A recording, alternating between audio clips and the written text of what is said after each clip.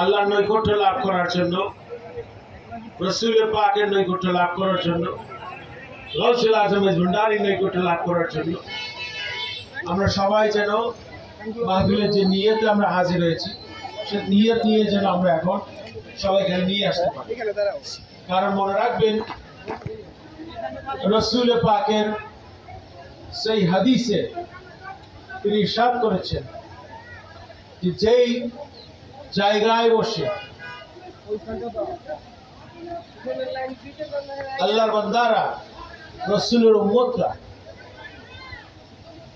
কোরআন থেকে এবং সুন্নাহর উপর ভিত্তি করে তারা যখন আলোচনা করে, তখন সেই জায়গাটুকু সেই সময়ের জন্য জান্নাতের বাগানে পরিণত হয়ে যায়।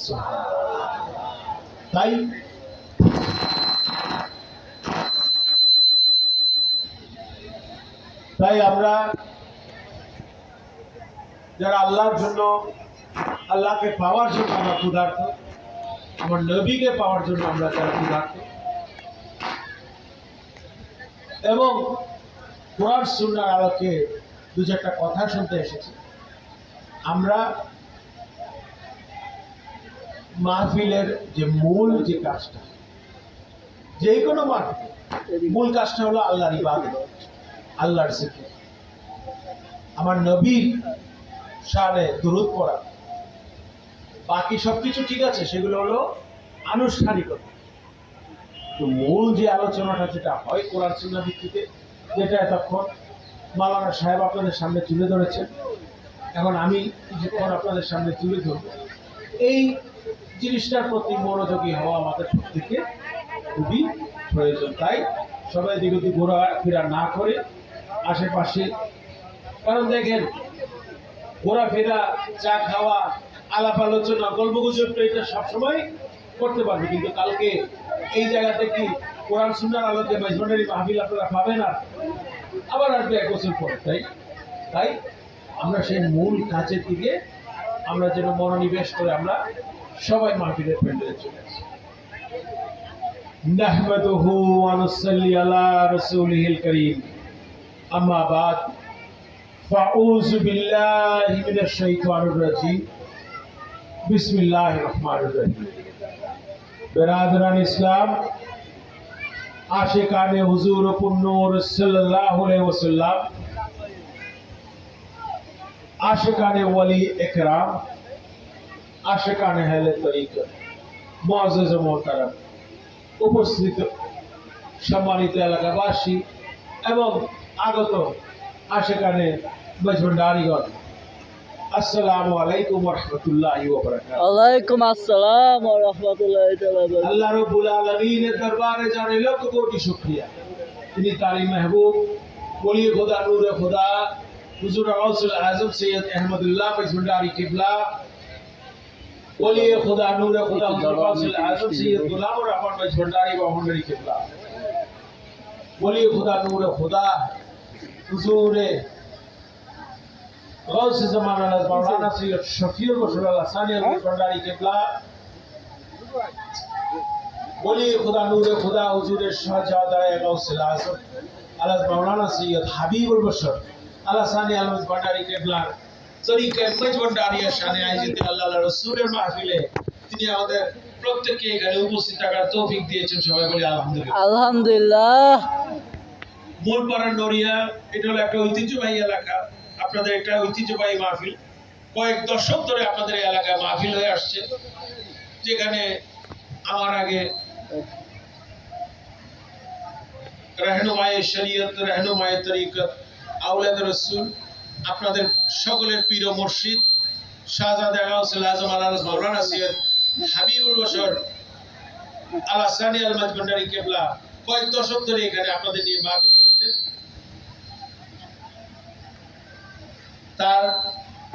তারপরে এটা শমীবাবারও পুরনো এলাকা, আপনারা সেটা জানেন। আমি স্মরণ করতে চাই শাহ নুরুল হক মেজবান্ডারীকে, তিনি দীর্ঘদিন, তিনি এখন আমাদের মাঝে আর নেই, কবরবাসী হয়ে গেছেন। আল্লাহ পাক সিলাই যেন গুলো একটা মাফ করে দিয়ে তার কবরকে যেন একটা জান্নাতের বাগানে হিসেবে আল্লাহ তাআলা দাঁড় করে আমরা সবাই তার জন্য দোয়া করব এবং এই মাহফিলের কিন্তু খেদমত মরহুমের রূহের জন্য আল্লাহ তাআলা বকশিশ করে দেন। আমিন। আপনারা একটু খেয়াল করে দেখেন, সাধারণত আমরা বর্ষাকালে কোনোদিন নড়িয়াতে মাহফিল করি, একটু সাউন্ডটা কমিয়ে দেয়, কারণ মাইকটা অ্যাডজাস্ট হচ্ছে না, কমিয়ে দাও, দরকার হলে অল্প অল্প সাউন্ডেই করি। কারণ বর্ষাকালে আমরা কোনোদিন নড়িয়াতে মাহফিল করি না, করি না। এবার হয়েছে আসলে, এবার আপনারা জানেন, কারণ এটা আপনাদের তারিখটা হলো 23শে ফাল্গুন না নাকি 24শে ফাল্গুন, আপনাদের 24শে ফাল্গুন। প্রতি বছর দীর্ঘ বছর ধরে এটা বার্ষিক হয়ে আসছে, কিন্তু গত কয়েক বছর একটু ব্যতিক্রম হয়েছে, এবছর হয়েছে পবিত্র রমজান মাসের কারণে। রোজার মাসে ওয়াজ মাহফিল করা খুবই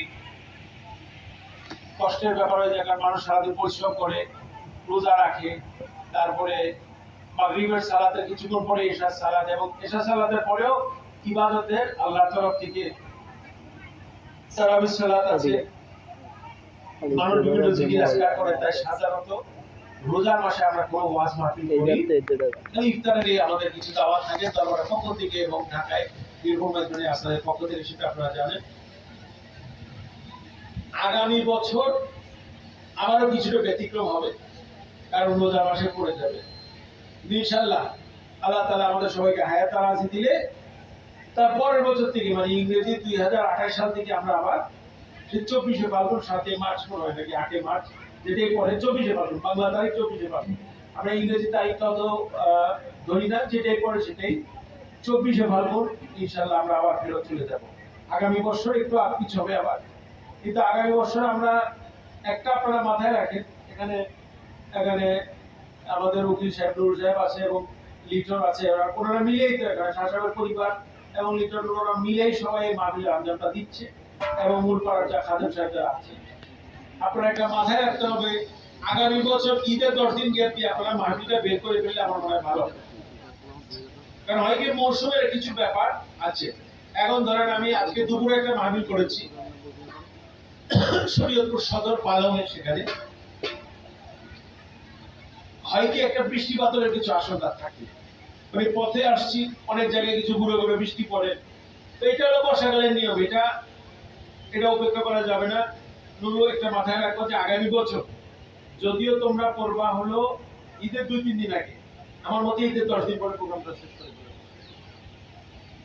চৈত্রের শুরুতে 22শে চৈত্র শরীফের আগে ইনশাআল্লাহ আমরা প্রোগ্রামটা বের করে ফেলবো, এবং তারপরের বছর থেকে ইনশাআল্লাহ আমরা আবার সেই 24শে ফাল্গুন ইনশাআল্লাহ চলে যাবো। তো এটা এখনই আমি মোটামুটি একটা আলাপ হয়ে গেল মাহফিলের জন্য। আমরা সেইভাবে, মানে ধরেন 7 মার্চ 8 মার্চের জায়গায় আমরা 18-20 তারিখে থেকে করে ফেলবো প্রোগ্রামটা আগামী বছর। এত লেটে আর আমরা যাব, কারণ এবার আমরা জ্যৈষ্ঠতে একটা উদ্যোগ নিয়েছিলাম, কিন্তু আমার কিছু ব্যস্ততার কারণে কর্মসূচি দিতে পারিনি। রংপুর, দিনাজপুর ইত্যাদি অনেক জায়গায় আমি গিয়েছিলাম, প্রায় অনেকদিন ছিলাম না। তারপরে হয়ে গেল কি, আবার জ্যৈষ্ঠ মাসে এবার আমরা পবিত্র ঈদ উল আজহা উদযাপন করেছি, আমরা কোরবানির ঈদ। তো সাধারণত যেটা আমরা করি হলো কোরবানের বা যে কোনো ঈদের 10 দিন আগে পরে আমরা মাহফিল দিই না, কারণ এটা একটা বড় উৎসব আমাদের আল্লাহর তরফ থেকে। ঈদ উল ফিতর এবং ঈদ উল আজহা দুটা বিশাল বড় দিন আল্লাহ তাআলা নিয়ামত আমাদের দান করেছে, তাই তার 10 দিন আগে পরে আমরা মাহফিল তেমন একটা করি না। তো সেই হিসাবে এবার একটু আমরা আষাঢ়ের মধ্যে ঢুকে গেলাম, ইনশাআল্লাহ আগামী বছর সেটা করা লাগবে। ইনশাআল্লাহ আমরা চৈত্র মাসে করে ফেলবো আগামী বছর, তারপরের বছর থেকে ইনশাআল্লাহ আমরা আবার ফাল্গুন মাসের 24 তারিখে ফেরত যাবো।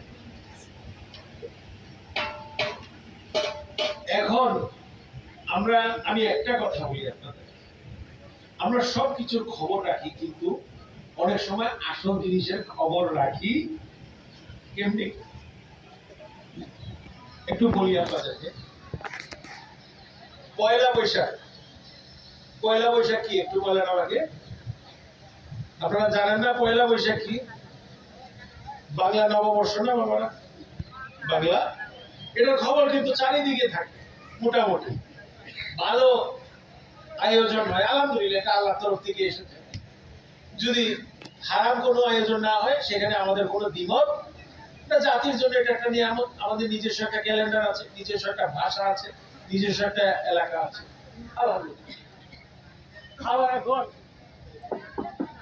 আবার এখন দুনিয়া চলে ইংরেজি ক্যালেন্ডারে মূলত, তাই না? আমরা জানুয়ারি, ফেব্রুয়ারি, মার্চ, এপ্রিল এভাবে হিসাব করি, তাই না?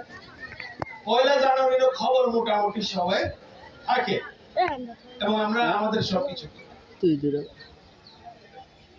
কিন্তু আমাদের মূল ক্যালেন্ডারটা হলো, আমরা মুসলমান যারা আছে, দুইটাই ভালো। আমি কোনোটা কোনো গীবত বা খারাপ কিছু বলছি না, কারণ একটা দিন দুনিয়ার কাজে ব্যবহার করা লাগে, আরেকটা হলো আমাদের দেশের ঋতু যেভাবে দিয়েছে আল্লাহ তাআলা দান করেছে, এটা আল্লাহ তরফ থেকে বান্দাদের মাধ্যমে এসেছে। তো আমাদের মূল যে ক্যালেন্ডারটা আল্লাহ তাআলা আমাদের দান করেছে, সেটাকে বলা হয় হিজরি ক্যালেন্ডার, বুঝছেন? হিজরি বর্ষ। সেটা কবে আমাকে একটু বলেন তো। এটা আমাদের মুসলমানদের প্রথম মাস কোনটা নাম জানেন? মুহররম মাস। এটা কবে শুরু হচ্ছে বাবা? কবে শুরু হচ্ছে? আজকে শুরু হচ্ছে, ঠিক আছে না? এই জিনিসগুলো একটু খেয়াল রাখবেন বাবারা, যেটা আমাদের জন্য সবচেয়ে দরকার। শুভ নববর্ষ যদি হয়ে থাকে বা নতুন বছর কিছু হয়ে থাকে, এটাই আমাদের জন্য আসল। বাকিগুলো হলো আনুষ্ঠানিকতা, বাকিগুলো হলো কালচার, বাকিগুলো হলো সমাজ, বাকিগুলো হলো কাজকর্ম। কিন্তু মুসলমানদের জন্য আসল দিন তারিখ হলো এই মুহররমের 1। যদি নববর্ষ বর্ষ পালন করতে হয়, এটা হলো আসল বর্ষ আমাদের পালন করতে, বুঝেছেন? আবারও বলছি, বাকিগুলো আনুষ্ঠানিকতা, সামাজিকতা, দেশের জন্য, কালচারের জন্য সব ঠিক আছে। কিন্তু আল্লাহ তাআলা এই নতুন বর্ষ, দেখবেন বাংলা নববর্ষ বলেন, ইংরেজি নববর্ষ বলেন, অনেক জাঁকজমকপূর্ণ আনন্দের সহিত করা হয়, তাই না? অনেক উৎসব থাকে, খাওয়া দাওয়া থাকে, মানুষ বিভিন্ন আয়োজন করে, আনন্দের অনেক কিছু থাকে। আল্লাহ তাআলা আমাদের শিক্ষাটা দিয়েছেন অন্যভাবে। বাবা, মুহররম মাসটা লাফানো জুফানোর মাস আমাদের জন্য নয়, মুসলমানদের জন্য। আল্লাহ বলেছে যে আসল জায়গাতে একটু আল্লাহ তাআলা আমাদের শুরুতে গাম্ভীর্য দান করে দিয়েছে। 10 মুহররম, এটা আপনারা জানেন? 10 মুহররম অত্যন্ত গুরুত্বপূর্ণ একটা দিন। সেটা অন্যান্য নবী জামানাতেও এই জিনিসগুলো আসছে। মুসার সময় ছিল, ইউনূস আলাইহিস সালামের সময় ছিল, অনেকে অনেক কিছু মুক্তি পেয়েছে সেই সময়। আল্লাহ তাআলা বলেছে তোমাদের মনটাকে সেইভাবে তৈরি করো। আনন্দের মাস তো আল্লাহ আমাদের দিয়েছে না? ঈদের দিন দিয়েছে না? আনন্দের মাস দিয়েছে। এই শুরুটা যদি ভালো হয়, তাহলে শেষটাও ভালো। মুহররমের মাস সাধারণত, এখানে কোনো হারাম হালালের ফতোয়া বা করার কিছু নেই। সাধারণত আমরা মুসলমানরা কিন্তু কোনো আনন্দ উৎসব, বিয়ে শাদী, এগুলা এটা একটা রীতি রেওয়াজে পরিণত হয়ে গিয়েছে। আবার কেউ এটা কোট করে বলেন না যে এটা আল্লাহ তাআলা কোরআন শরীফের, সেটাও বলছে না, কারণ কিছু ভাব গাম্ভীর্যতার তো ব্যাপার আছে, তাই না? মুহররম মাসটা একটু আমরা ধরে চলি, তাই না? কিছুটা গাম্ভীর্যের মধ্যে দিয়ে যায় আমাদের। এবং 10 মুহররম আমার নবী পাক সাল্লাল্লাহু আলাইহি ওয়াসাল্লামের আহলে বাইতে রাসূল, বিসমিল্লাহির রহমানির রহিম, ইন্নাল্লাহ লিইউযিবা আনকুম রিজসা আলাল বাইতি ওয়া ইউতাহিরাকুম তাতহীরা। ইন্নামা লিইউযিবা আনকুম রিজসা আলাল বাইতি ওয়া ইউতাহিরাকুম তাতহীরা। আল্লাহ তাআলা কি বলেছে? কোরআন শরীফ সূরা আহজাবে আল্লাহ তাআলা বলেছেন রাসূলের বংশধর হলো পাক মুক্ত। কোরআন শরীফ কারণ 10 মুহররম যে আমরা কারবালার ঘটনা, এটা তো কোরআন শরীফ নাজিল হওয়ার পরে এসেছে, আগে তো হয় নাই। ইন্নামা ইউজিবা আনতুম রিজসা আহল বাইত ওয়া ইউতাহিরাকুম তাসীরা। আহলে বাইতের বইতে আছে, মনে হয় শেষ হয়ে গেছে। আচ্ছা, তাই হোক, বাবাজান কেবলা হাবিব বাবা একটা বই দিয়ে গেছিল, যাই হোক এটা আনে নাই, শৈব বাবা জীবন এটা নিয়ে আসছে, কারণ এটা নতুন লেখা হয়েছে, অসুবিধা নেই, যারা নেন নাই এখন নিয়ে যাবে। ফাযাইলে আহলে বাইত রাসূল, রাসূলের বংশধরকে নিয়ে আল্লাহ তাআলা কোরআন শরীফে ঘোষণা দিয়েছে, এই বংশধর হলো পাপ মুক্ত বংশধর। এই বংশ, রাসূলের বংশধররা, তার পরিবার, তার উত্তরসূরিরা, তার বংশের, তার রক্তের মধ্যে যারা আসবে, তারা যদি কিছু ভুল করে থাকে, আমি আল্লাহ তাআলা তাৎক্ষণিকভাবে তাদের ভুলকে শুধরাইয়া ক্ষমা করে দিই। তারা যেন পাপ মুক্ত অবস্থায় তাদের জীবনটা যাপন করতে পারে। রাসূলের রক্ত মুবারক পাপী হবে, এটা আমি আল্লাহ তাআলা চাই না। তাই কোরআন শরীফে আল্লাহ তাআলা এটা ঘোষণা করে দিয়েছে। এই ঘোষণা আসার পরও, এই ঘোষণা আসার দীর্ঘদিন পরও আহলে বাইত রাসূলের 72 জন সদস্য, যার নেতৃত্ব দিয়েছিলেন হযরত ইমাম হোসেন রাদিয়াল্লাহু তাআলা আনহু, আমার রাসূলের নাতি। কারণ আপনারা জানেন, আমার নবী পাক সাল্লাল্লাহু আলাইহি ওয়াসাল্লামের যত পুত্র সন্তান হয়েছিল, তারা শিশু অবস্থাতেই তারা ইন্তেকাল করেছে। কারণ আল্লাহর তরফ থেকে একটা রীতি রিওয়াজ এসে চলে গেছে যে নবীর ছেলে নবী হচ্ছে, আদমের ছেলে নবী হয়েছে, ইউসুফের ছেলে নবী হয়েছে, ইব্রাহিমের ছেলে নবী হয়েছে, এরকম মতান্তরে 1,24,000 বা 2,24,000 পয়গম্বর আমার নবী এই দুনিয়াতে মানব সুরত নিয়ে আগমন করার আগে তারা এসেছে, তারা নবুয়তি পেয়েছে। এখন নবীর ছেলে যদি নবী হয়, সব নবীর ছেলে নবী হয়েছে, আমার নবীর ছেলে নবী হবে না, এটা কেমন হয়? যেজন্য আল্লাহ তাআলা একদম শিশু থাকা অবস্থায় আমার নবী সাল্লাল্লাহু আলাইহি ওয়াসাল্লামের পরিবারে যে পুত্র সন্তানরা জন্মগ্রহণ করেছিল, তারা একদম কোলে থাকা অবস্থায় তারা ইন্তেকাল করে গেছে। এটা আল্লাহর হুকুম। কারণ আল্লাহ বলছে যে মা কানা মুহাম্মাদুন আবা আহাদিন মিন রিজালিকুম ওয়ালাকিন রাসূলুল্লাহি ওয়া খাতামুন নবী, নবীর পরে তার কোন নবী আসবে, খাতামুন নবী। তাই নবীর কোন পুত্র সন্তানকে আল্লাহ তাআলা হায়াত দান করেন, কিন্তু হযরত ইমাম হোসেন রাদিয়াল্লাহু তাআলা আনহু এবং হযরত ইমাম হাসান রাদিয়াল্লাহু তাআলা আনহুকে আল্লাহ তাআলা ওনার সন্তানের মতো করেই পাঠিয়েছেন, ওনার নাতি দুইজন, মা ফাতিমা যোহরা রাদিয়াল্লাহু তাআলা আনহা, হযরত আলী কারামাল্লাহু ওয়াজহু, ওনাদের বংশধর, আহলে বাইতের বংশ থেকে তারা এসেছে। এবং তার নাতিদেরকে আবার রাসূল পাক সাল্লাল্লাহু আলাইহি ওয়াসাল্লাম অত্যন্ত বেশি আদর করতেন।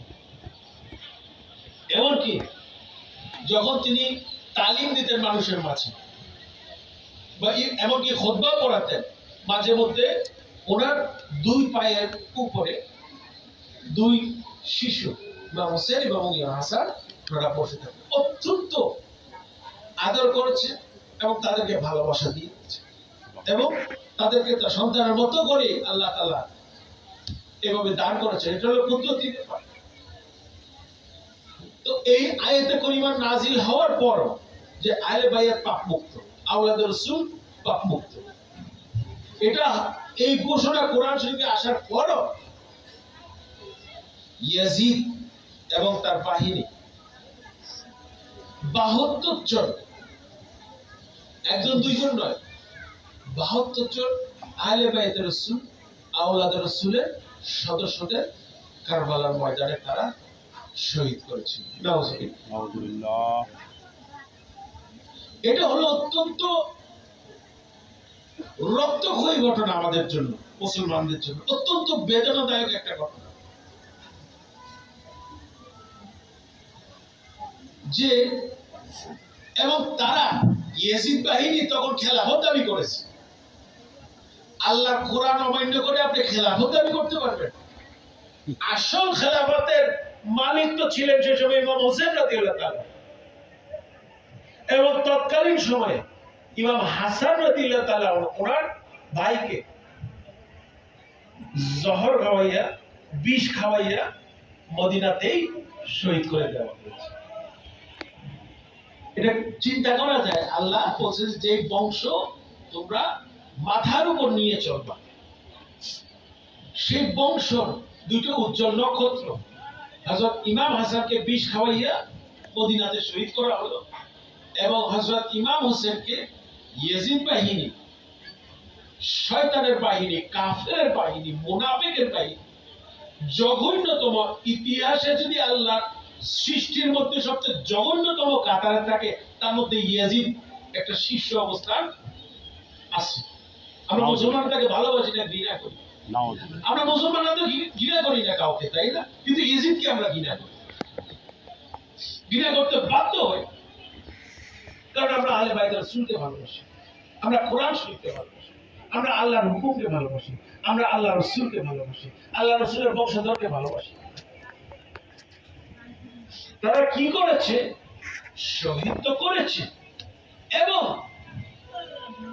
ইমাম হুসেনকে এমন নির্মম ভাবে শহীদ করেছে। ওনার সার মুবারক ইয়াজিদ বলেছে সেটা মাঠে থেকে নিয়ে আসো। ওনার শরীর মুবারক সেখানে কারবালার ময়দানে ছিল, এবং ওনার সার মুবারক, ওনার মাথা মুবারক ইয়াজিদের কাছে নিয়ে যাওয়া হয়েছে বিজয়ের বিষয়। নাউজুবিল্লাহ। শুনতে কেমন লাগে বলে?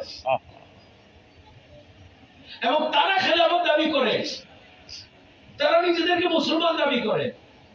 ইমাম হোসেনের মাথা মুবারক তো শরীর মুবারক থেকে জুদা করে তারা সেখানে নামাজ পড়েছে। আহলে বাইতের রাসূলের শত্রু তারা, ইসলামের শত্রু তারা। বর্তমান জামানায়ও কিছু আহলে বাইতের রাসূলের শত্রু যারা আওলাদ রাসূলকে দেখতে পারে না, আহলে বাইতকে দেখতে পারে না, রাসূলের বংশধর দেখতে পারে না, মাইজবান্ডার তারা দেখতে পারে, তারা নিজেদেরকে মুসলমান দাবি করে। তাদের সাথে ইয়াজিদের মিল পাওয়া যায় কিনা বলেন? পাওয়া যায়। খেলাফত দাবি করে, নামাজ পড়ে আমার ইমাম হোসেনের সার মুবারক জুদা করে দিয়েছে তার শরীর মুবারক থেকে। নাউজুবিল্লাহ। যে জন্য সাধারণত আল্লাহর ওলিরা বা নবীরা যখন ইন্তেকাল করে তাদের মাজার কয়টা হয়? কয়টা হয় মাজার? এক ওলির মাজার কয়টা হয়? একটা, যেখানে তার সবকিছু আছে। আল্লাহ কি খেলা, আল্লাহ কি কুদরত! ইমাম হোসেনের শরীর মুবারক দাফন হয়ে আছে এখন কারবালাতে, ইরাকে, সেখানেও তার মাজার আছে। আবার ইমাম হোসেনের সার মুবারক মিশরে আছে, সেখানেও তার মাজার আছে। সুবহানাল্লাহ। সেদিন কি ইয়াজিদ জয়লাভ করলো? সেদিন বিজয় ঘোষণা করেছিল ইয়াজিদ যে আমরা খেলাফত প্রতিষ্ঠিত করেছি। ইমাম হোসেন এবং আহলে বাইতের রাসূল এবং তার দলদেরকে তারা ভণ্ড বলেছিল, স্বয়ং রাসূলের পরিবারকে তারা ভণ্ড বলেছিল। নাউজুবিল্লাহ। ভণ্ড বলে তারা খেলাফত দাবি করেছে। এখন সেই দিন থেকে নিয়ে আজকে পর্যন্ত, কিয়ামত পর্যন্ত ইয়াজিদের উপর লানত এবং ঘৃণা। মানুষ, একজন মানুষ আরেকজনের মানুষের গালি দিয়ে, এই তুই শয়তানের মতো হয়ে গেছিস, ইয়াজিদের মতো হয়ে গেছিস। আপনাদের এলাকায় ইয়াজিদ নামের কোন বাচ্চা নাম দিয়েছেন? ইয়াজিদের নাম আছে নি? বাচ্চা হইলে বলবেন নি বাবা তোর নাম ইয়াজিদ? কিন্তু হোসেন নাম আছে কিনা বলে? আছে কিনা? হাজার। সেদিন ইয়াজিদ জয়লাভ করতে পারে নাই, হোসেনের জয় হয়েছে, ইসলামের জয় হয়েছে। যে জন্য বলা হয় হার কারবালা কে দিন, প্রতি কারবালার দিনে ইসলাম জিন্দা হতে হয়, ইসলামের জিন্দেগি। আবার ইসলাম সেদিন নতুন ভাবে আল্লাহ তাআলা, কারণ মানুষের মধ্যে দেখিয়ে দিয়েছে যে সর থেকে শরীর জুদা করেও ইসলামকে এবং ঈমানকে মেরে ফেলা যায় না। সারা পৃথিবী শত শত কোটি মানুষ হোসেনের জন্য পাগল। এই যে এত যুদ্ধ হচ্ছে ইরাকে, দেখেন সেখানে এই যুদ্ধের মধ্যে, এত কিছুর মধ্যে হাজার হাজার লক্ষ লক্ষ লোক প্রতিদিন ইমাম হোসেনের মাজার জিয়ারত করতেছে। সুবহানাল্লাহ। মিশরে যে মানুষ তার সার মুবারক যেখানে রাখা আছে সেখানে তার মানুষ জিয়ারত করতেছে। সুবহানাল্লাহ। আর এই ইয়াজিদ, এই শয়তান, এই ইবলিসের বংশধরের কোথায় কি আছে সেটার চিহ্ন খুঁজে পাওয়া যায় বরঞ্চ ইজিদের নাম শুনলে মানুষের মুখ থেকে থুতু ফেলে, তার অন্তর থেকে ঘৃণা চলে আসে। দুঃখের বিষয় হলো আবার কিছু কিছু নামদারি বক্তা আলেম আবার বলে নিজেদেরকে, তারা আবার ইজিদের পরে রাদিয়াল্লাহু তাআলা আনহু তারা ব্যবহার করে। নাউজুবিল্লাহ, নাউজুবিল্লাহ। হযরত ইয়াজিদ কারণ শয়তানের তো কিছু পাওয়ার আল্লাহই দিছে, তাই না? তো ইজিদও যেরকম আছে তার কিছু বংশধরও মাঝে মধ্যে খুঁজে পাওয়া যায়। এগুলো সরাসরি একবারে ডাইরেক্ট শয়তান, এগুলোর কোনো উসিলা লাগবে না, এগুলো ডাইরেক্ট শয়তান। কারণ এজিদের প্রশংসা কেউ করতে পারে না, এজিদের নাম কেউ নিতে পারে না।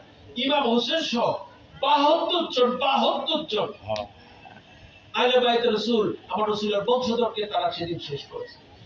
হযরত ইমাম জয়নাল আবদিন সেদিন ছিলেন, যার মাধ্যমে পীরানে পীর খাজা বাবা মেজবান্ডার দরবার শরীফের বংশ সেটা। তাই মনে রাখবেন, এই মহরম, 10ই মহরম, এটা আমাদের রক্তকে গরম করে দেয়, শরীরকে গরম করে দেয়। আল্লাহ বলে যে তোমরা বিশ্বাস করো, ইমাম হোসেন অনেক আরামের জীবন কাটাইতে পারতো, ইমাম হাসান অনেক আরামের জীবন কাটাইতে পারতো, কিন্তু তারা শয়তানের কাছে, এজিদের কাছে, মুনাফিকদের কাছে, কাফেরদের কাছে ইসলাম যেতে দেয়। কারণ তারা তখন ইসলাম চলে যেতে পারে, যাইতে দেয়। তারা শহীদ হয়ে সেদিন ইসলামকে জয় জয়কার করে ফেলেছে। এবং বিশ্বাস করেন, এটার ভবিষ্যৎবাণী আমার নবী সাল্লাল্লাহু আলাইহি ওয়াসাল্লাম ওনার হাদিস শরীফে তার অনেক বছর আগে করে গিয়েছে। বুঝেছো? আমার রাসূল এই কারবালা ময়দানের ঘটনা, এমন একটা দিন আসবে, সেই দিনের ঘটনা অনেক আগে বলে দিয়েছে। মনে রাখবেন, কিন্তু আমার রাসূলের পরে আমার মা ফাতেমা কিন্তু বেশি দিন হায়াতে তৈয়বা পান, অল্প বয়সে তিনি ইন্তেকাল করেছেন। হায়াত যতটুকু পাবেন কাজে লাগিয়ে ফেলেন, ঈমান এবং আমল দিয়ে সেটাকে ভরপুর করে ফেলেন। মা ফাতেমা জোহরা রাদিয়াল্লাহু তাআলা আনহা কত হায়াত পেয়েছে? একদম অল্প হায়াত পেয়েছে, 27 থেকে 28। আমার রাসূলের কিছুদিন পরে, আমার রাসূলের পর্দা করার কিছুদিন পরে তিনিও পর্দা করেন। কিন্তু উনি ইসলামের ইতিহাসে অবিস্মরণীয় হয়েছে। আহলে বাইত রাসূলের যে ধারা, ওনারা মাজার কিবলা করে, মা খাদিজা করে, ওনার মাধ্যমে খাদিজাতুল কুবরা করে, তার মাধ্যমেই তো ইসলাম হয়েছে।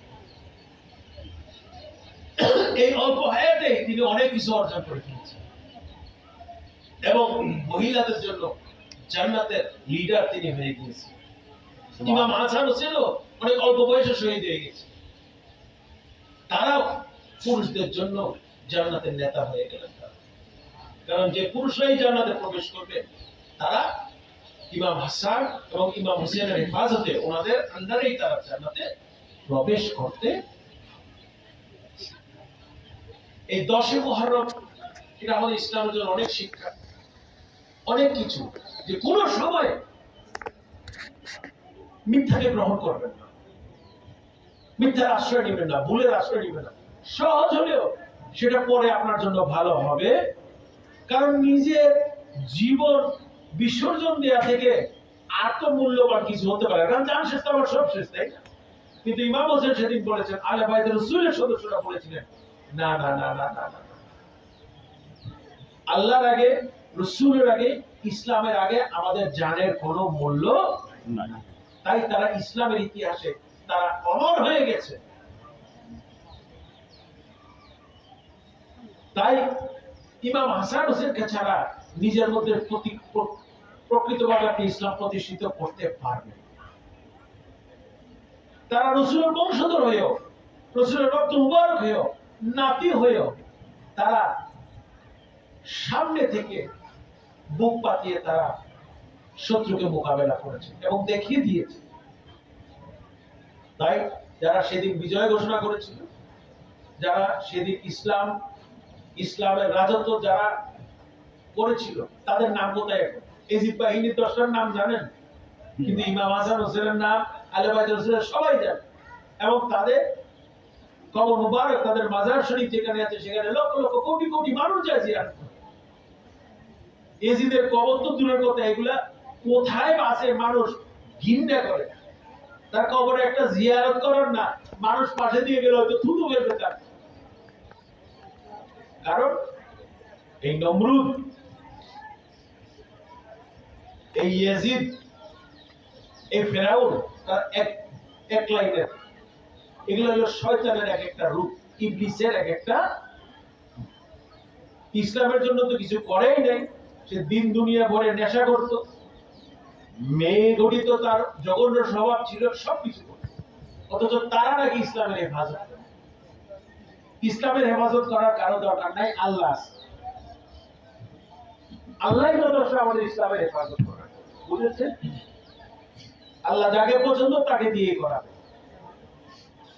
ইসলামের হেফাজতকারী হলেন আল্লাহ রাব্বুল আলামিন, কারণ ওনারই মনোনীত ধর্ম, তার শেষ নবী রাসূল পাক সাল্লাল্লাহু আলাইহি ওয়াসাল্লামের মাধ্যমে তিনি দুনিয়াতে আমাদের প্রেরণ করেছেন, আমাদের দান করেছেন। তাই এই মুহররমের মাসটা কদর করবেন সব সময় খেয়াল রাখবেন যে ইসলামের ইতিহাস, ইসলামের বছরটা শুরু হয় কিভাবে? শাহাদাত দিয়ে শুরু হয়, বিসর্জন দিয়ে শুরু হয়। কারণ কি জানেন? আমরা যে বায়াত হই না, বায়াত মানে কি জানেন? বিক্রি হয়ে যাওয়া, আল্লাহর কাছে বিক্রি হয়ে যাওয়া, নিজেকে বিসর্জন দিয়ে দিলাম আল্লাহ তোমার কাছে। সুবহানাল্লাহ। ত্যাগের মাধ্যমে কিন্তু ইসলাম শুরু হয়। লা ইলাহা ইল্লাল্লাহ, সবকিছু ত্যাগ করলাম আল্লাহ তুমি ব্যতীত, তুমি ছাড়া আর কোনো মাবুদ। কিছু ত্যাগ স্বীকার করে তারপর আমরা মুসলমান। তারপরে বলে আগে ত্যাগ দিয়ে আগে মুসলমান হও, মর্ম বুঝো, আল্লাহর মর্ম বুঝো, রসুলের মর্ম বুঝো, কোরআন সুন্নাহ ইসলামের মর্ম বুঝো, আল্লাহর ওলিদের, আহলে বাইতের রাসূল সাহাবীদের মর্ম বুঝো, তারপরে তুমি প্রকৃত মুসলমান হবে। তারপরে যখন নিজেকে প্রতিষ্ঠিত করে ফেলবেন, তখন আল্লাহ দেখবেন আপনাকে আনন্দের জোয়ারে ভাসাচ্ছে। শুরুটা এভাবে করতে হবে। আমরা মুহররমের মাস যে জন্য, কারণ আল্লাহ তো যে কোনো মাসই প্রথম মাস হিসেবে ঘোষণা দিতে পারতেন মুসলমানদের জন্য, পারতেন না? মুহররমের মাস। হযরত ইউনূস আলাইহিস সালাম, আপনারা তো জানেন এগুলো কোরআন শরীফের ঘটনা, তাও কিছু মনে করিয়ে দিচ্ছি। উনি মাছের পেটে ছিলেন না অনেকদিন। এটা হলো ওমানের পাশে একটা সাগর আছে, সেখানে একটা ওরা স্মৃতির মতো করে রেখেছে, বাবাজান কেবলা আমাকে নিয়ে গিয়েছিল বেশ কিছুদিন আগের কথা। তো এই 10ই মুহররমে মুক্তি হয়েছে। হযরত মুসা আলাইহিস সালামের অনেক ঘটনা আছে, তখন তারা এরকম অনেক 2-4 জন নবী পয়গম্বর, এই 10 মুহররম একটা খাস দিন আল্লাহর তরফ থেকে, কিন্তু সেটা আমাদের মুসলমানদের জন্য ভেরি ইম্পর্টেন্ট হয়ে গেছে, খুবই গুরুত্বপূর্ণ হয়ে গেছে। হযরত ইমাম হোসেন রাদিয়াল্লাহু তাআলা আনহু রোজা রাখেন। এবং মনে রাখবেন, ইহুদিরা রোজা রাখে, ওরা ওদের ধর্মীয় রোজা আছে, ওরা একটা রাখে। যে জন্য আমার নবী পাক সাল্লাল্লাহু আলাইহি ওয়াসাল্লাম বলতো, যখন নফল রোজা রাখবা কমপক্ষে তোমরা 2টা রোজা রাখবা। বাবাজান কিন্তু এটা অনেকবার বলছে আপনাদের, যখন নফল রোজা রাখবেন নিয়ত করবেন যে কমপক্ষে 2টা রোজা রাখার জন্য। বেশি রাখেন, বেশি রাখতে আমি নিষেধ করছি। যত রোজা রাখবেন তত ভালো, শরীরের জন্য ভালো, মনের জন্য ভালো। এটা কোনো ফরজ সুন্নত বিষয় না, এটা নফল। আমি আল্লাহকে চাই, আল্লাহকে ভালোবাসি, ওনার নিয়ামত প্রাপ্ত বান্দাদের দিন স্মরণ করে আমি আল্লাহর জন্য রোজা রাখছি, আল্লাহকে খুশি করার জন্য রোজা রাখছি। রোজা আল্লাহর অত্যন্ত প্রিয় একটা জিনিস, রোজা রাখি। কিন্তু মনে রাখবেন, একদম শরীরের কারণে বেশি অসুস্থ হয়ে গেলাম, যে জন্য রোজা কন্টিনিউ করতে পারছি না, সেটা হলো অন্য কথা। রোজা যখন রাখবেন একদম কমপক্ষে নফল 2টা। ইহুদিরা যখন একটা রোজা রাখতো, আমার রাসূল হুকুম দিয়েছিলেন বান্দাদের। এবং আমার রাসূল কিন্তু রমজান মাসের বাইরেও সারা বছর কিন্তু অনেক রোজা রাখতেন। আমার হুজুর পাক সাল্লাল্লাহু আলাইহি ওয়াসাল্লামের আগমনের দিন হলো সোমবার। তিনি কিন্তু সোমবার, প্রায় সোমবারই রোজা রাখতেন। যেগুলো আপনারা একটু খেয়াল করবেন, যত বেশি বেশি আল্লাহকে ডাকবেন, যত বেশি বেশি আল্লাহর ইবাদত বন্দেগী করবেন। আমি আপনাদেরকে সবসময় বলি, রোজার মাসে আপনাদের, কারণ রাতে ঘুমতে করতে তো একটু অসুবিধা হয়, তাই না? মানুষ এটা হয় স্বাভাবিক কর্মজীবনের কারণে, ঘন্টার কারণে। কিন্তু রোজার মাসে তো আমরা সবাই রাত জাগি, তাই না? যে জন্য আপনাদের বলি, রোজার মাসের রাত যখন থাকবেন তাহাজ্জুদের সালাতটা করে দিন, ঠিক আছে? কারণ অটোমেটিক জায়গা আছে তো, সেই খাবো না আমি, তাহাজ্জুদের সালাত ফজরের নামাজ পড়ে দিন। রোজার মাসে তো জাগি জাগি, এই মাসটাতেও সবাই রাত্রে ঘুমাচ্ছি না, তাই না? কেন ঘুমাচ্ছি না একটু বলেন তো? হ্যাঁ, কি হইতেছে এখন বলেন তো? এখন আর ঘন্টা লাগে না, এখন অটোমেটিক গোলাবাই উঠে যেতেছে ঘুম থেকে, তাই না? কেন? ফুটবল খেলা হইতেছে না? তো এখন কথা হলো প্রতি রাতেই আছে। কালকে আবার ব্রাজিল আর্জেন্টিনার খেলা হইলে আমি যত পোস্টার এলাকায় দেখলাম আপনাদের, ও আল্লাহ রে, মনে হয় যে ব্রাজিল আর্জেন্টিনার দলটা শরীয়তপুরি রে ভাই। ও আল্লাহ রে, যেইভাবে পোস্টার ব্যানার লাগাইছে, যার ছেলেরা আনন্দ করছে, এখানে দুষের কিছু আনন্দ করতে, খেলাধুলা করা একটা ভালো জিনিস, শরীর ভালো থাকে, মন ভালো থাকে, সেটা হলো ভিন্ন। কিন্তু আমার কথা হলো রাত্রেবেলা ফুটবল খেলার মধ্যে কিন্তু কিছু গ্যাপ থাকে 1 ঘন্টা। ফুটবল খেলা দেখলে লাভও নাই, ক্ষতিও। এটা আপনার বিনোদন, আরাম কিছু না করলে সেখানে আমি আপনাকে বাধা দিতে পারবো না। আপনি বলেন যে আমি প্রতিদিন ব্যায়াম করি, আলহামদুলিল্লাহ, ভালো কথা তো, তাই না? এটা তো ধার্মিক কিছু না, কিন্তু এটা তো হারাম বলে নাই আল্লাহ তাআলা। আর নিজের শরীরের দিকে খেয়াল রাখা তো ভালো। কারণ আপনি ফুটবল খেলা দেখতেছেন, এটা আপনার শখ। আল্লাহ এই ফুটবল খেলা দেখার মতো মানুষ নেশা করতে পারে, মদ খাইতে পারে, অন্যান্য হারাম কাজ করতে পারে, চুরি ডাকাতি করতে পারে না, তারা খেলাধুলা নিয়ে ব্যস্ত। আলহামদুলিল্লাহ, যদি এটাই তাদের মনকে ঠিক রাখে রাখুন। আমার কথা হলো যে রাত্রে কিন্তু আমিও মাঝে মধ্যে দেখি খেলে 1 ঘন্টা গ্যাপ থাকে খেলার মাঝে। এই রাতটারে বিশ্বকাপের মাসটারে বরকতময় মাস বানিয়ে ফেলতে পারে। কেন? তখন গ্যাপটা হবে, ওযু কইলে একটু তাহাজ্জুদের নামাজ পড়ে সবকিছুর ভিতর বরকত ঢুকাই দিবে। খেলার ভিতরে আল্লাহ তাআলা বরকত ঢুকিয়ে দেবে। আল্লাহ বলবে, দেখছো আমার বান্দাটা কিরকম, সে খেলার শখের জন্য রাত্রে ঘুমাচ্ছে না, সকালে উঠে আবার অফিসে যাবে, কাজে যাবে, কিন্তু আমার বান্দা আমাকে এত ভালোবাসে যে তার শখের মধ্যেও আমি আল্লাহ তাআলার ইবাদত করে ফেলেছি। বেশি আপনাদেরকে বলছি না তো, কতক্ষণ লাগে নামাজ পড়তে? 10-15 মিনিট। এমনি কিন্তু পোলা বাইনে রাতে জায়গায় রাখা যায় না, আমারও ছেলে মেয়ে আছে, কিন্তু খেলার সময় কিন্তু পোলা বাইনের আবার ঘুম পাড়া যায় না। আমার কথা হলো যে একটা কালচার আপনারা তৈরি করেন না, যে কালচারের সবকিছুর ভিতর আল্লাহ রসুলকে রাখা যায়। বসে বসে লা ইলাহা ইল্লাল্লাহ, লা ইলাহা ইল্লাল্লাহ জিকির করা কি যায় না বাবা? টাকা লাগে, খরচ লাগে না। 100 বার জিকির করবেন আল্লাহর নিয়তে, আল্লাহ তাআলা দেবেন খুশি, আপনার অনেক কিছু দিয়ে দিচ্ছে। অনেক কাজ আটকে আছে, অনেক ব্যবসা আটকে আছে, অনেক কিছু আটকে আছে, দেখবেন হঠাৎ করে। কারণ আপনি তো আল্লাহর কাছে কোনো হিসাব নিকাশ ছাড়া আল্লাহরে ডাকতেছেন। রাত্রে বসে একটু দুরূদ শরীফ পড়ে ফেলেন, কি অসুবিধা? একটু ওযু করে আল্লাহর নাম নিয়ে বান্ডা শরীফ, বাবা জানদের সবাই সুরত ধারণ করে একটু খেয়াল করে আল্লাহ নিয়তে একটু 20 মিনিট নামাজ পড়ে ফেলেন। তখন আল্লাহ বলবে তার ফেরেশতাদেরকে, এবং যে ইবলিস শয়তান যে বাধা দিতে, সবকিছুর ভিতরে বাধা দেয়, বলবে, দেখছোস তোরা আমার বান্দারা কত ভালো, তারা কোনো চাওয়া পাওয়া ছাড়া, কোনো কারণ ছাড়া আমি আল্লাহকে ডাকতেছি, ইবাদত করতেছি। দেখেন, আমরা মাইজবান্ডা দরবার শরীফ থেকে আসি আপনাদেরকে কিছু তালিম দেওয়ার জন্য, নিয়ামত দেওয়ার জন্য। আমাদের কাজটাই হলো আপনাদের জীবনের 24 ঘন্টাকে আল্লাহ রসুলের দিকে মন নিয়ে যাওয়া, যতটুকু সম্ভব। আমার বলার কাজ আমি বলবো, আমার দাদাই কইছে, আমার দাদার দাদাই কইছে, আমার বাবা কইছে, সবাই কইছে, আমিও বলতে থাকি। আমি আপনাদেরকে একটু টেকনিক শিখিয়ে দিচ্ছি। এখান থেকে অনেকে যাবেন, কেউ অটো করে বাসায় যাবেন, কেউ রিক্সা করে বাসায় যাবেন, কেউ পায়ে হেঁটে বাসায় যাবেন, কেউ বাসে বাসায় যাবেন। গান শুনতে ভালো লাগে না, কারণ আজকাল সবার কাছে হেডফোন আছে না, ইয়াং ছেলে মেয়েদের কাছে আরো বেশি। এটা না শুনে জাস্ট আপনার কিছু করার দরকার নেই, কেউ কোরআন তেলাওয়াত করছে, আপনি শুনে ফেলেন, একটু জিকির করার দরকার। দেখবেন আল্লাহ বলবে যে এই বান্দা তো সেরকম ভাবে শিক্ষা পেয়েছে মাইজবান্ডার দরবার শরীফ থেকে, সে মাহফিল শেষ করে যখন বাড়ি যাচ্ছে তখন আমার জিকির করতেছে।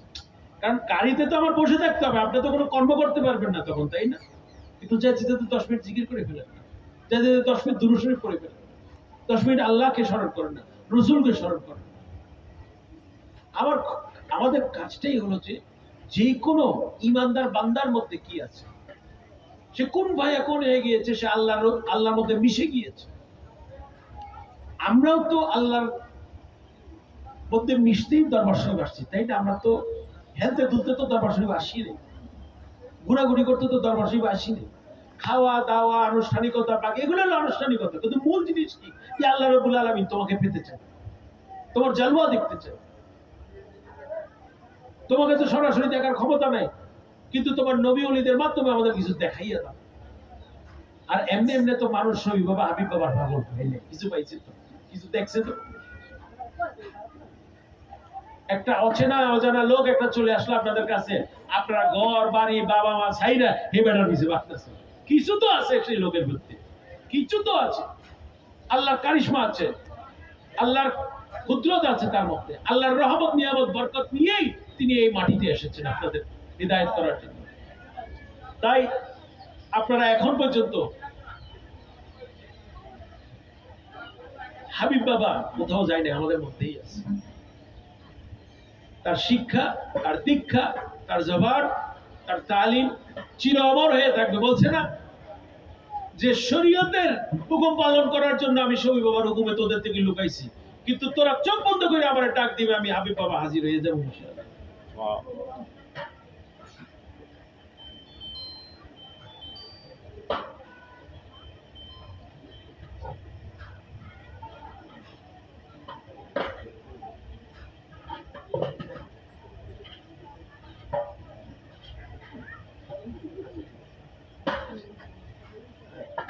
ঠিক আছে, আচ্ছা।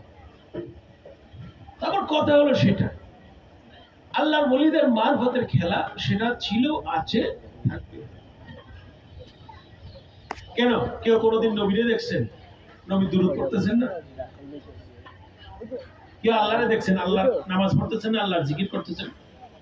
এরকম ভাবে আমরা সাহাবায়ে রাসূল, আল্লাহর ওলি আল্লাহরা অনেককেই দেখি নাই, কিন্তু এই আল্লাহর এই রীতি রেওয়াজ ধরেই আমরা তাদের গুণগান গিয়েছি, গাইছি। এবং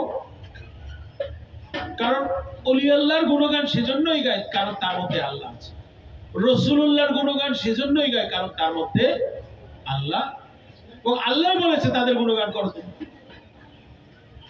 আল্লাহ আমাদের শিখিয়ে দিয়েছে, ইহদিনাস সিরাতাল মুস্তাকিম সিরাতাল লাযিনা আনআমতা। আপনারা খেয়াল রাখবেন, বুঝছেন, যে আমরা যত কিছু করি না কেন, দিনটাকে, মুহূর্তটাকে, সময়টাকে, রাতটাকে, দিনটাকে আল্লাহর করে ফেলা উচিত। করতে করতে করতে করতে দেখবেন অভ্যাস হয়ে গেছে। যেমন সেই বাবা হাবিব বাবার এমন ট্রেনিং দিছে, সে যে কোনো মুহূর্তে তিনি প্রস্তুত সবকিছু মোকাবেলা করার জন্য।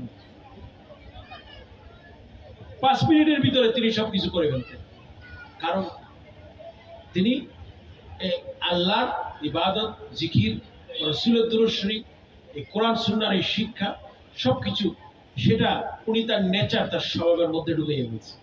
Subhanallah. সুবহানাল্লাহ। কারণ এটা হলো আমার নবীর সুন্নাত। কারণ কি?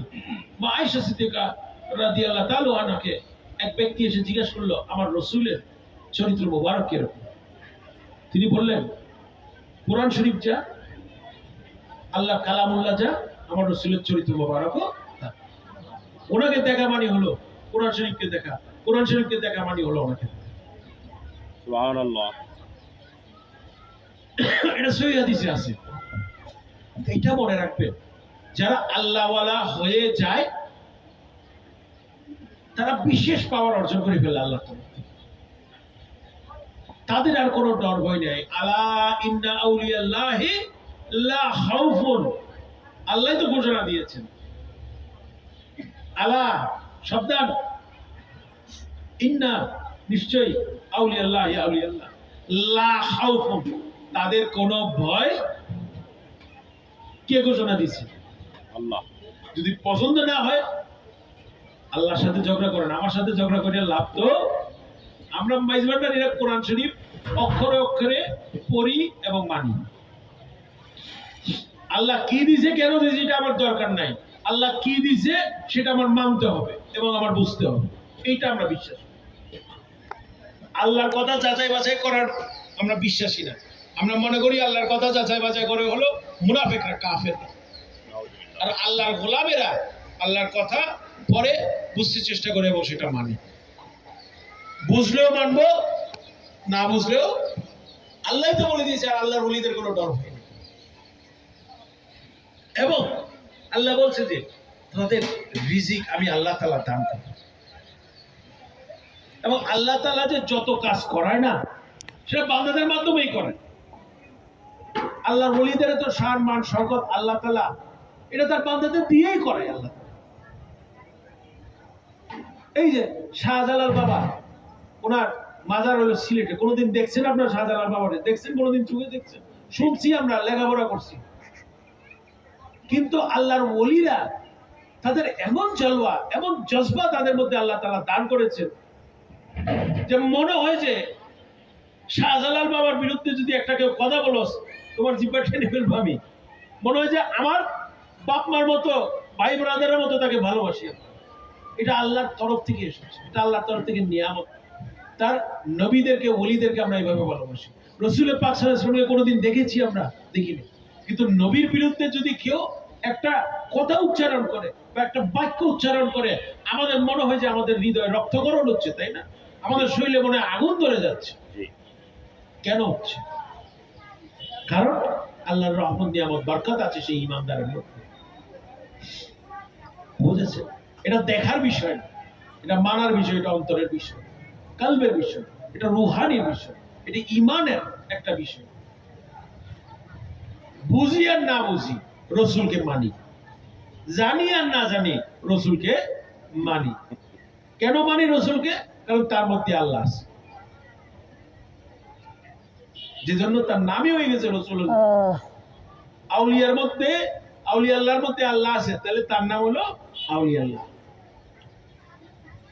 এই জিনিসগুলো একটু খেয়াল করবেন বাবারা, যে আল্লাহর নিয়ামত প্রাপ্ত বান্দাদের কাছে গেলে আল্লাহকে আরো সুন্দরভাবে, আরো নিকটে পাওয়া যায়, আরো ভালোভাবে পাওয়া যায়। তাদের মাধ্যমে বুঝে শুনে আল্লাহর ইবাদত আরো সুন্দরভাবে করা যায়।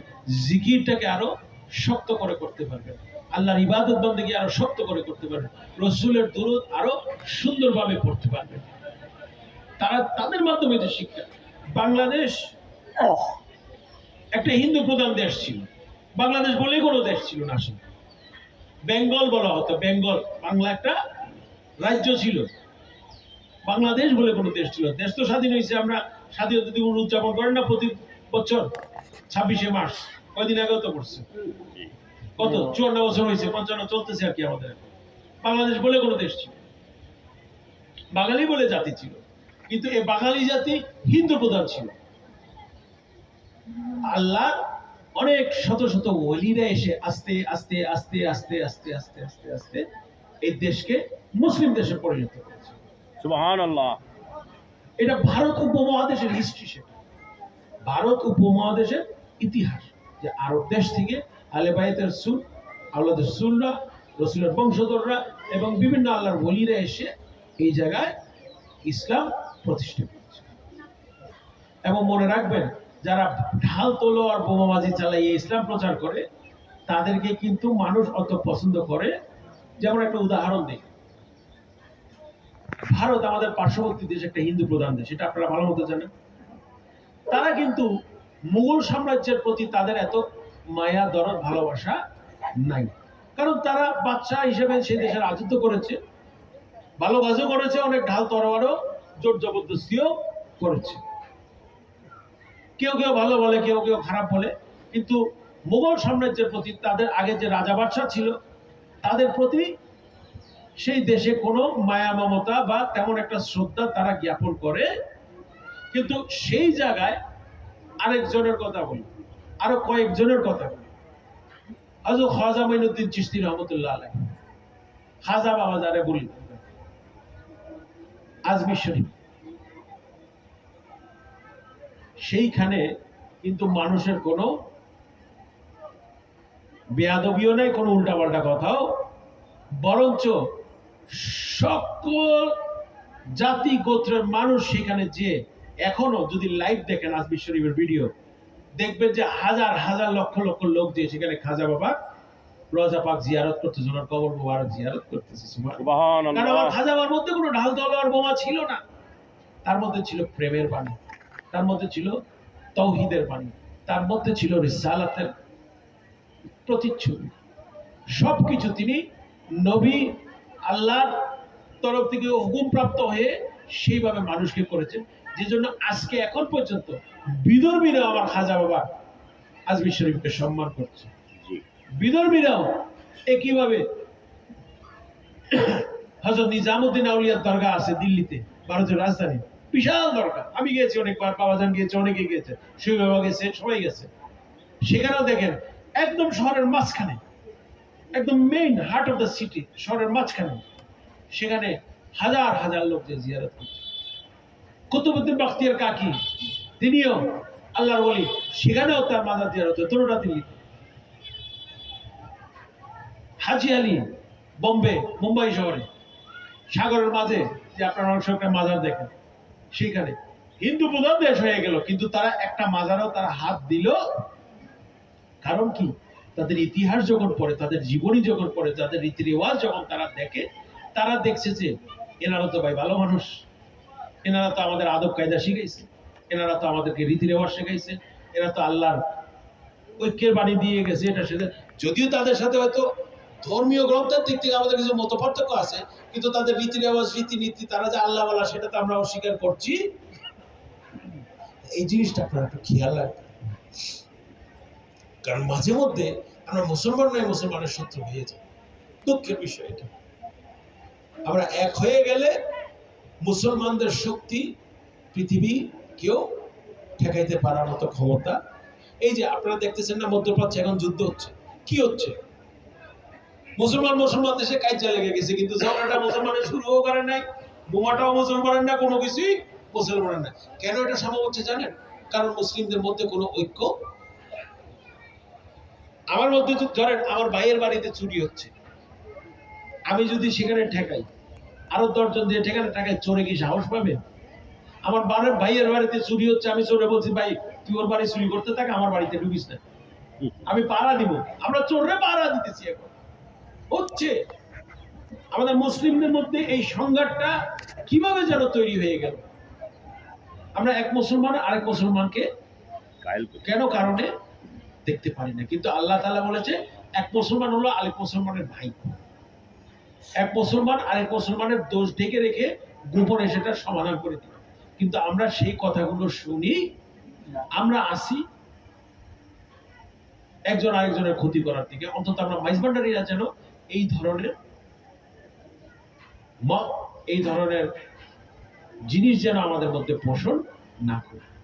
আচ্ছা, প্রায় তো মাগরিবের সময় হয়ে আসছে, একটু দয়া করে আজান কয়টা বাজে দিবে একটু মসজিদ থেকে কেউ জেনে আনেন, আমি মাইকটা বন্ধ করে দিব, এবং আমরা জামাত মসজিদেই করব, এবং জামাতের পরে এসে আমরা একটু মিলাদ মাহফিল। আমি আসলে খেয়াল করি না, কথা বলতে বলতে সময় হয়ে গেছে।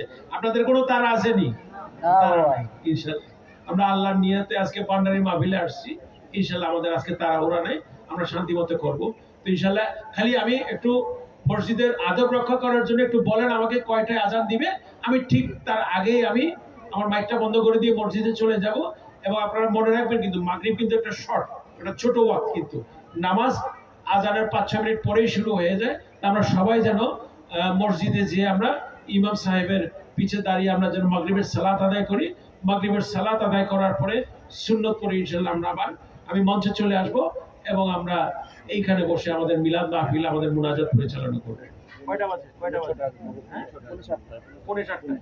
আচ্ছা ঠিক আছে, আরো কিছুক্ষণ সময় আছে। যাই হোক,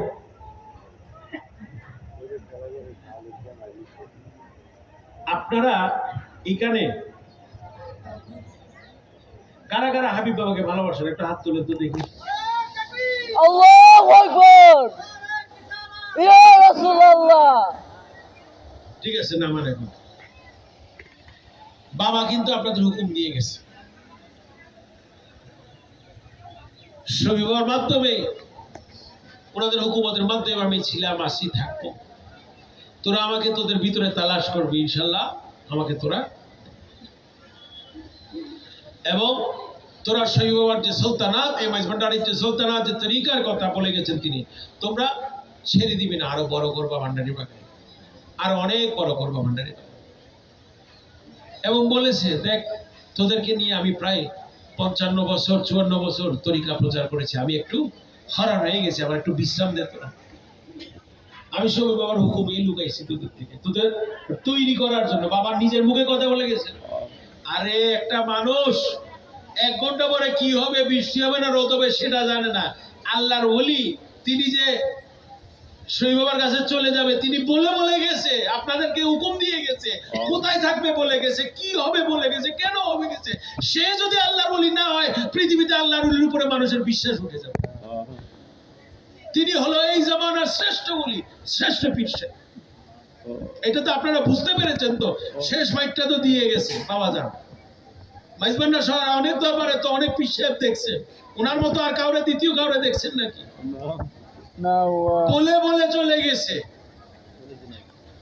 বলছে যে তোদের থেকে আমি লুকাইলাম, তোদের মনটারে শক্ত কর, তোদের অন্তরে আমাকে জায়গা করে নে, তোরা মাথা বাবারে নিয়ে দরবার কর।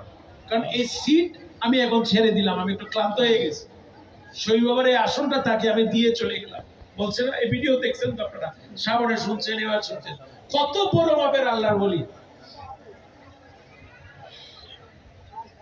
কি বলে নবী ওলিরা গায়েব জানে না, সেটা তো আপনাদের মুর্শিদকে প্রায় ভুল প্রমাণ করে দিল সবাইকে, তাই না? উনি তো বলে বলে গেল। তো বলছে যে তোরা, আমি অনেক কষ্ট করছি তোদেরকে নিয়ে, শরীয়তপুরে কোনো মাটি গাটি কিচ্ছু ছিল না, 4-5টা ফেরি পার করে আসতাম তোদের এখানে, 10-15 ঘন্টা লাগতো দরবার থেকে।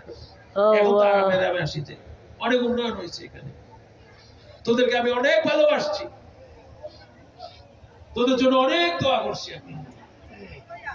এখন আমার বিশ্রামের পালা, তোরা এসে অন্তত বছরে 2-3 বার আমারে দেখে যাবি। বলছে না, পয়লা শ্রাবণ আগত, এটা আষাঢ় মাস।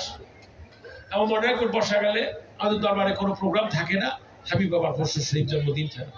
পয়লা শ্রাবণ এখন থেকে আপনারা কোরবানি কাফেলা, আপনাদের অ্যারেঞ্জমেন্ট সবকিছু অ্যারেঞ্জ করে ফেলুন। আচ্ছা আমি এসে মনে করিয়ে দিলাম আপনাদেরকে, পোস্টার ব্যানার সবকিছু দিয়ে গেছি। এখন বাবা কাদের? আপনাদের বাবা না? জি তো বাবা। নিজের বাবার অনুষ্ঠানে নিজের ঘরে যেতে দাওয়াত লাগবে নাকি? শ্বশুরবাড়ি যাচ্ছে না, নিজের বাবা নিজের বাড়ি। আমার বাবার খসরু শরীফ জন্মদিন আমরা পালন করব, প্রত্যেকে যাবেন আপনারা, ঠিক বাবাকে প্রমাণ করে দিবেন। তুমি যেমন যুগ শ্রেষ্ঠ বলি, আমরাও যুগ শ্রেষ্ঠ বলির যুগ শ্রেষ্ঠ গোলাম এবং রুহানি সন্তান। আমাদের মতো মুরিদান পৃথিবীতে আর কেউ পাবে না। তুমি পেয়েছো, আমরা তোমাকে পেয়ে ধন্য, এবং আমরা প্রমাণ করে দিও হযরত কেবলা বাবা ভান্ডারী কেবলা সেই বাবার কাছে, আল্লাহকে সাক্ষী রেখে, রসুলকে সাক্ষী রেখে, যে আমরা তোমাকে ভালোবেসেছি। যতদিন আল্লাহ ক্ষমতা দেয়, মরণের আগ পর্যন্ত ভালোবাসবো। আল্লাহ ক্ষমতা দিলে কবরেও তোমাকে ভালোবাসবো, হাসরেও তোমাকে ভালোবাসবো। প্রমাণ করে দিব। আপনার ইমামের সাথে, আপনার পীরের সাথে, আপনার রাহবারের সাথে আপনার হাসর হবে। আল্লাহ তাআলা কোরআন শরীফে ঘোষণা দিয়েছে। ওয়াদা করে ফেলেন, এমন ভাবে নিজেকে চালাবো ইনশাআল্লাহ। গৌসুল আজম আহমদুল্লাহ মাইজ ভান্ডারী, বাউন্ডারি কেবলা, কাবা, শৈবাব কেবলা, হাবিব বাবার সাথে যেন আমাদের হাসর। আল্লাহ তাআলার ওয়াদা তো কোরআন শরীফে, কুল উনাসি বিইমামি, ইমামের সাথে, আপনার ইমামের সাথে, আপনার রাহবারের সাথে, আপনার পীরের সাথে আপনার হাসর হবে। এখনো দেখা বাকি আছে হাবিব বাবা, আমরা রেডি হয়ে আসছি তোমার কাছে। বলে দিবেন, প্রমাণ করে দিবেন শ্রাবণে, যে বাবাজানকে প্রমাণ করে দিবেন তোমার ছেলে মেয়েরা ছিল, আছে, থাকবে। মৃত্যু এবং কিয়ামত কোনো কিছু তোমাকে আমাদের থেকে জুদা করতে পারবে না। অবিচ্ছেদ্য সম্পর্ক হয়ে গেছে তোমার সাথে আমাদের সাথে, আল্লাহর কোরআনের হুকুম মেনে হয়েছে। এই সম্পর্ক বাবা আর শেষ হবে? আমরা ছেলে মেয়েরা তোমাকে জীবন্ত জ্বলন্ত অবস্থায় দেখার, শরীয়ত রূপে দেখার অপেক্ষায় আছি। আমাদের একটু শক্তি দিও আল্লাহর তরফ থেকে, নিয়ে একটু ধৈর্য দিও, যেন আমরা মনটাকে শান্ত করে রাখতে পারি, এবং মারফত তরিকত এবং রুহানি ফয়েজ নিয়ে যেন নিজেদের জীবনটাকে তোমার হুকুম মোতাবেক কোরআন সুন্নাহর আলোকে চালিয়ে নিতে পারি। এইটাই মনে রাখবো। ইনশাআল্লাহ শ্রাবণে আমরা যাব সবাই খসরু শরীফ। বাবাজান কেবলার আগমনের দিন তিনি নিত্য নব সাজে আসবে আমাদের কাছে, এবং এটা আমার ঈমান এবং বিশ্বাস। আল্লাহর ওলিরা যখন জাহের অবস্থায় থাকে না, তখন একটা সীমাবদ্ধতা থাকে শরীয়তের। এখন তিনি সেইভাবে নাই, ওনার শক্তি এখন আগের থেকে আরো 10 গুণ 20 গুণ বেড়ে গেছে। তাকে উসিলা করে যা চাইবে ইনশাআল্লাহ আল্লাহ তাআলা আমাদেরকে দান করবে। এবং অনেকেও আমাকে এই কথা বলছে, বাবা পর্দা করার পরে বাবা অনেক সমস্যার সমাধান হয়ে গেছে, এটা হয়ে গেছে, সেটা হয়ে গেছে। আমি বলছি আগে তো বাবা যান সাধারণভাবে আমাদের কাছে মিশতো, সেই বাবা হাবিব বাবা। এখন তো আর সেটা লাগে, এখন তারা আল্লাহর সাথে গুপ্তগু করে আমাদের জন্য অনেক কিছু নিয়ে এসে আমাদেরকে দিয়ে দিবে, বুঝতেও পারবো না আমরা। কিন্তু এই ঈমান যেন থাকে আমাদের, মারফতের এই সত্যির উপরে যেন আমাদের বিশ্বাস যেন থাকে। এই তরিকত, হাকিকত, মারফত, এটা হলো আসল জগৎ। যে মারফতের উপর ভিত্তি করে শরীয়ত দাঁড়িয়ে আছে, যে মারফতের মেরাজ না হলে আজকে নামাজ আসতো না, সালাত আসতো। এই যে এখন মাগরিবের সালাত আমরা আদায় করব, এটা হয়েছে মারফতের মিরাজের কারণে। মারফতের মেরাজের কারণে শরীয়তের সালাত, নামাজ দাঁড়িয়ে গেল। মারফতের শক্তি অনেক বেশি, এটা মাথায় রাখবেন সবাই।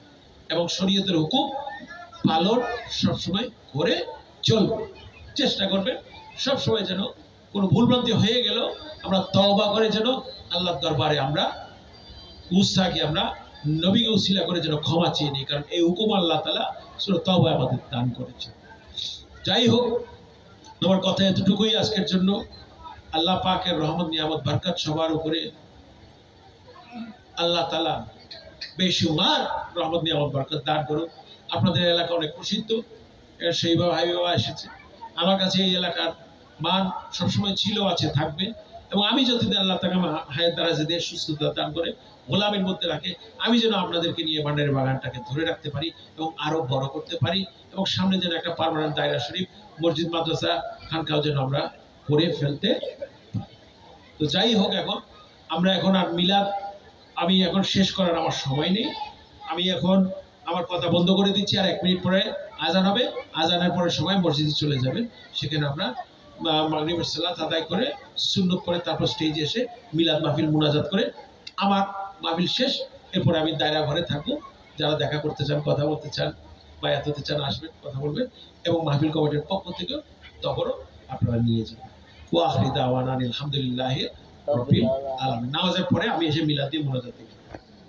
আজান হবে, এখনই আজান হবে, সবাই আদব সহকারে সেদিকে খেয়াল রাখবেন।